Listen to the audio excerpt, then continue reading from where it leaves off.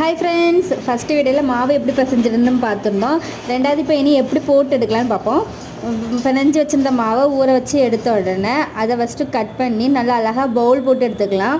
பவுல் போட்டு அதுலேயும் எண்ணெய் போட்டு வைக்கணுங்க. எண்ணெய் தான் மேக்ஸிமம் தேவைப்படும். எண்ணெய் போட்டு வச்சுக்கலாம்.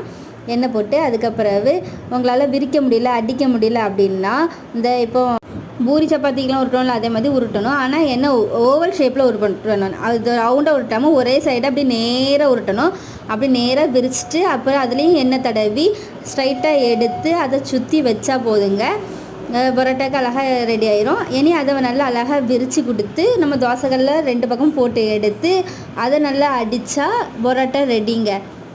ட்ரை பண்ணி பாருங்கள். ஏதாச்சும் டவுட் இருந்துச்சுன்னா கமெண்ட் பண்ணுங்கள், நான் ரிப்ளை பண்ணுறேன்.